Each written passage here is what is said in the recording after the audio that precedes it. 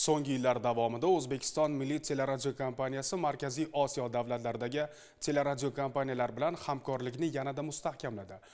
Bundan bir necha kun avval O'zbekiston Milliy teleradio kompaniyasi ijodkorlari Qirg'iz Respublikasi Milliy teleradio kompaniyasining 90 yilligiga bag'ishlangan tadbirlarda ishtirok etgan edi.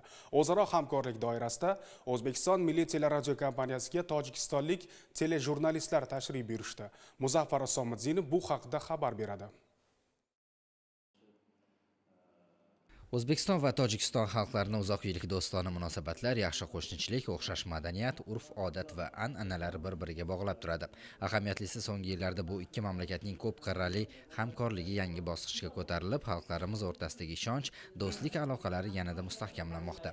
Tojikistonlik jurnalistlarning O'zbekistonga ijodiy va hamkorlik safarida ham ayni jihatlar alohida e'tirof etildi. O'zbekiston Milliy teleradio kompaniyasida davom etgan tashrifda mehmonlar MTRK media markazining texnik imkoniyatlari bilan tanishdi.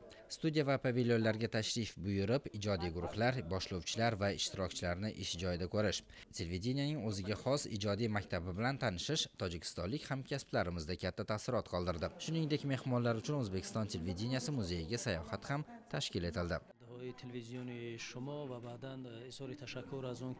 Bizni hurmat ehtirom bilan kutib olganingiz uchun kattakon rahmat. Bunday uchrashuvlarning tez-tez o'tkazib turilishi do'stligimizni yanada mustahkamlashga, emin-erkin ijod qilishimizga turtki bo'ladi. Biz o'z navbatida siz aziz hamkasblarimizni ham Tojikistonga taklif qilamiz. Sizlarda yaratilgan barcha texnik imkoniyatlarni ko'rib, to'g'risi hayratda qoldik. Zamonaviy texnikalar, kameralar, studiyalar, hammasi zo'r. Biz havasdamiz.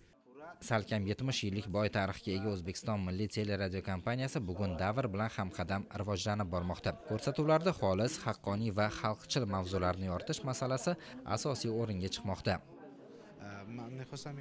Safarimiz davomida biz xususiy va davlat telekanallariga borib ish jarayonlari bilan tanishdik. Sizning ijodkorlaringiz tomonidan tayyorlangan ko'rsatuvlaringizni ko'rganmiz va bizda doim bu katta taassurot qoldirgan. Ijodkor jurnalistning tayyorlagan ko'rsatuvi nafaqat o'ziga, balki u ishlayotgan texnik imkoniyatlarga ham bog'liq. Aynan tashrifimiz doirasida bevosita ko'rsatuvlarning tayyorlanish jarayonini, qanday texnikalardan foydalanishingizni ham kuzatdik. Kelajakda hamkorligimizni yanada mustahkamlaymiz. Yurtimizda amalga oshirilayotgan o'zgarish va yangilanish jarayonlarini har tomonlama tahlil qilish, ayniqsa joylardagi ijtimoiy muammolar, kamchiliklarga davlat idoralari va jamoatchilik e'tiborini qaratish bugun telejurnalistlarning ham asosiy maqsadiga aylandi.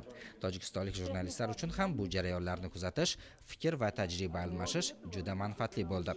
Muzaffar Isomiddinov, Ravshan Komilov, Poytaxt.